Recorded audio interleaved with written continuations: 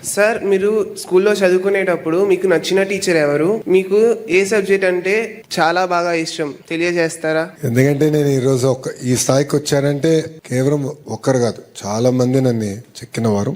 ఇంటర్మీడియట్కి వచ్చేగల కొన్ని సబ్జెక్ట్స్ లో నేను వీక్ గా ఉండేవాడిని. బ్రిడ్జ్ కోర్స్ పెట్టారు, మంత్రిగా ఉన్నారు నారాయణ గారు. ఆయనే నాకు పాఠాలు చెప్పారు స్వయంగా, అప్పుడు క్యాల్కులస్ అది. సో ఆయన బ్రిడ్జ్ కోర్స్ వల్ల నేను కార్నింగ్ మెల్లన్, తర్వాత 2 సంవత్సరాలు వరల్డ్ బ్యాంక్ లో పనిచేసి మళ్ళీ స్టాన్ఫర్డ్ వెళ్ళేదానికి కూడా అవకాశం వచ్చింది.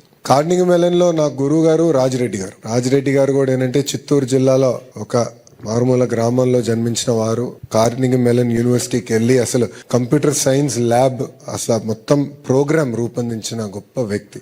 మా తరంలో బహుశా నేను ఫస్ట్ పర్సన్ యుఎస్కి వెళ్ళింది చదువుకునేదానికి. సో నాకు పెద్ద గైడెన్స్ లేదు, అంటే కోర్స్ ఎలా తీసుకోవాలి, క్రెడిట్ సిస్టమ్ ఎలా ఉంటుంది అంత అవగాహన లేదు. అప్పుడు కార్నింగ్ మెల్లన్ లో ఎక్కువ మంది భారతీయులు కూడా లేరు, ఇప్పుడంటే దండిగా ఉన్నారు. సో అప్పుడు నాకు రాజిరెడ్డి గారే గైడ్ చేశారు. మొదటి 2 సెమిస్టర్లు ఆయన గైడెన్స్ నేను చదువుకున్నా కనుకనే నేను సక్సెస్ఫుల్ గా కాదు, మంచి మార్కులతో పూర్తి చేసుకుని మళ్ళీ స్టాన్ఫర్డ్ వెళ్ళడానికి అవకాశం వచ్చింది. బెస్ట్ సబ్జెక్ట్ అంటే నాకు మ్యాథమెటిక్స్ లో నేను వీక్ గా ఉన్నా, మ్యాథమెటిక్స్ నచ్చాయి. అది నన్ను ఆ వీక్నెస్ ని నేను ఓవర్కమ్ అవ్వాలి. నాలో ఈ సబ్జెక్ట్ లో నేను వీక్ గా ఉన్నా, దాన్ని నేను నేర్చుకోవాలి, దాన్ని అధిగమించుకుని ముందరికెళ్ళాలన్న ఆలోచన అప్పుడే పడింది. స్టాన్ఫర్డ్ లో మాకు ఒక పెద్ద అవకాశం ఉండేది, గ్రేడ్స్ నాన్ డిస్క్లోజర్. అంటే స్టాన్ఫర్డ్ ఎంబీఏలో మీ గ్రేడ్స్ అంటే వచ్చిన మార్కులు మీరు ఎవరికి చెప్పాల్సిన అవసరం, ఇంక్లూడింగ్ కంపెనీ నుంచి ఎవరిని వచ్చి నేను హైర్ చేయాలంటే. అది నాకు ఎందుకు బాగా నచ్చిందంటే నేను వీక్ గా ఉన్న ఫైనాన్స్ సబ్జెక్టులు ఎక్కువ తీసుకున్నా. అప్పుడు ఫైనాన్స్ లో వీక్ ఉండేవాడు. సో ఈ 2 మ్యాథమెటిక్స్ అండ్ ఫైనాన్స్, ఈ 2 నాకు బాగా నచ్చింది.